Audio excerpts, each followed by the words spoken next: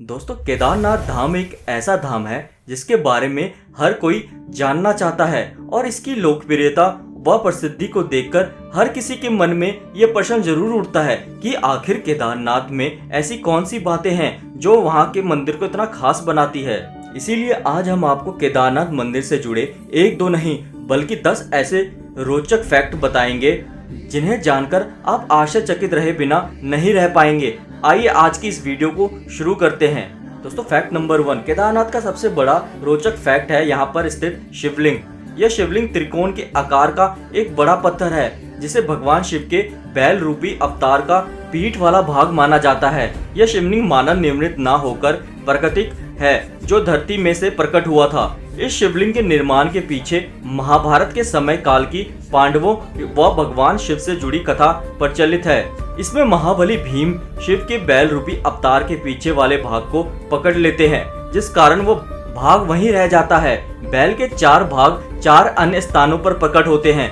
इन्हें 5 स्थानों में सम्मानित रूप से पंच केदार के नाम से जाना जाता है। तो वहीं फैक्ट नंबर 2, केदारनाथ पंच केदार में से एक होने के साथ साथ 12 ज्योतिर्लिंग में भी एक ज्योतिर्लिंग है। दरअसल एक समय में नर व नारायण इस जगह पर भगवान शिव की तपस्या कर रहे थे। उनकी तपस्या से प्रसन्न होकर शिव ने उन दोनों को दर्शन दिए। इसके बाद शिव ने अपने एक रूप को हमेशा इस स्थल पर ज्योतिर्लिंग के रूप में निवास करने का आशीर्वाद दोनों को दिया। उसके बाद से केदारनाथ का स्थान ज्योतिर्लिंग में सम्मिलित हो गया। फैक्ट नंबर 3, केदारनाथ मंदिर का निर्माण बड़े बड़े पत्थरों, चट्टानों, शिलाखंडों से किया गया है। इन शिलाखंडों को आपस में जोड़ने के लिए इंटरलॉकिंग तकनीक को अपनाया गया है, जिसमें कहीं भी सीमेंट इत्यादि का प्रयोग नहीं किया गया है। अब इसमें सबसे बड़ा रोचक फैक्ट ये है कि केदारनाथ स्वयं समुद्र तल से 22,000 फीट की ऊंचाई पर स्थित है। इतनी अधिक ऊंचाई पर इतने विशाल शिलाखंडों को पहुंचाना व फिर उन्हें एक के ऊपर एक रखकर इंटरलॉकिंग करना किसी मानव के लिए सक्षम नहीं दिखता। मंदिर निर्माण का यह अद्भुत रूप इसे और ज्यादा रोचक बना देता है। फैक्ट नंबर 4, केदारनाथ मंदिर भक्तों के लिए केवल 6 माह तक ही खुलता है। मई में अक्षय तृतीया के दिन इसे खोला जाता है व दीपावली के अगले दिन गोवर्धन पूजा में इसे बंद कर दिया जाता है। इसके बाद मंदिर के कपाट 6 माह तक बंद रहते हैं व भगवान शिव के प्रतीकात्मक स्वरूप को नीचे उखी मठ में स्थापित कर दिया जाता है। ऐसा इसलिए किया जाता है क्योंकि उस समय यहाँ भीषण बर्फबारी होती है। इस कारण वहाँ के स्थानीय नागरिक, दुकान वाले, प्रशासन के अधिकारी व अन्य लोग वहां से नीचे रहने चले जाते हैं। इस दौरान केदारनाथ धाम जाने के सभी मार्ग भी बंद हो जाते हैं और यह स्थल पूरी तरह से सुनसान रहता है। फैक्ट नंबर 5, केदारनाथ के मुख्य मंदिर से आधा किलोमीटर से भी कम दूरी पर एक मंदिर है जिसका नाम है श्री भैरवनाथ मंदिर। भैरवनाथ को इस क्षेत्र का क्षेत्रपाल कहा जाता है, जिनके द्वारा केदारनाथ मंदिर व इसके आसपास वाले स्थलों की सुरक्षा की जाती है। जो कोई भी केदारनाथ की यात्रा पर जाता है उसका इस भैरव मंदिर में दर्शन करना आवश्यक होता है, अन्यथा केदारनाथ की यात्रा पूर्ण नहीं मानी जाती। सर्दियों में बाबा भैरवनाथ के द्वारा ही केदारनाथ मंदिर की सुरक्षा व पूजा की जाती है। फैक्ट नंबर 6, इसका एक और सबसे बड़ा रोचक तथ्य जो है वह है यहाँ जलने वाली अखंड ज्योत या दीपक। दरअसल जब मंदिर के पुजारियों के द्वारा सर्दियों में मंदिर के कपाट बंद कर ताला लगा दिया जाता है, तब मंदिर के अंदर एक जलता हुआ दीपक छोड़ दिया जाता है। इसके 6 माह के पश्चात जब मंदिर के कपाट पूर्ण खुले जाते हैं तब वह दीपक उसी तरह जलता हुआ पाया जाता है। इसके साथ ही ऐसा प्रतीत होता है कि जैसे कल ही किसी ने मंदिर में पूजा अर्चना व साफ सफाई की हो। 2013 में आई भीषण आपदा के बाद जब मंदिर के कपाट मई माह में खोले गए थे तब भी यह अखंड ज्योति जल रही थी। फैक्ट नंबर 7, वर्ष 2013 में केदारनाथ में आई प्राकृतिक आपदा के बारे में कौन नहीं जानता। यह आपदा इतनी ज्यादा भीषण थी कि लगभग 10,000 से ज्यादा भक्तों की मृत्यु हो गई थी व केदारनाथ जाने का मार्ग व अन्य स्थल पूरी तरह से तहस नहस हो गए थे। लेकिन आश्चर्य की बात यह थी कि मुख्य मंदिर को कुछ भी नुकसान नहीं पहुंचा था। इसका कारण था बाढ़ के पानी में बहकर आई एक विशाल चट्टान जिसे आज हम भीमशिला के नाम से जानते हैं। 2013 में जब बाढ़ का पानी तेज गति से केदारनाथ मंदिर की ओर बढ़ रहा था तब उस पानी के साथ एक विशाल चट्टान भी बहती हुई मंदिर तक आ गई और ठीक मंदिर के पीछे आकर रुक गई।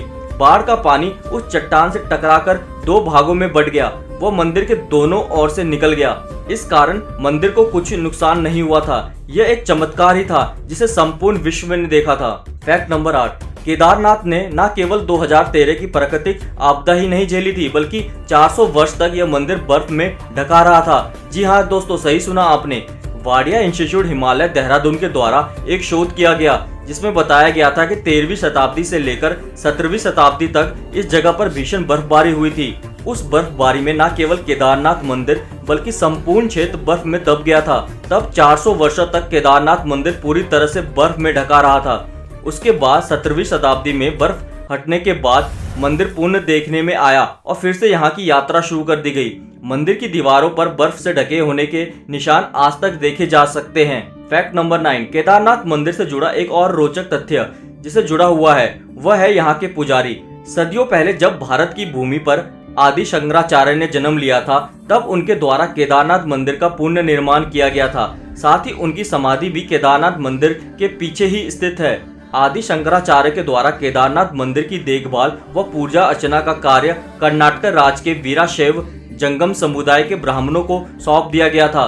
तब से यह परंपरा आज तक चली आ रही है। इसके साथ ही मंदिर के सभी पूजा अनुष्ठान व कार्य कन्नड़ भाषा में ही किए जाते हैं। फैक्ट नंबर 10, पुराणों में यह भविष्यवाणी की गई है कि भविष्य में केदारनाथ धाम लुप्त हो जाएगा।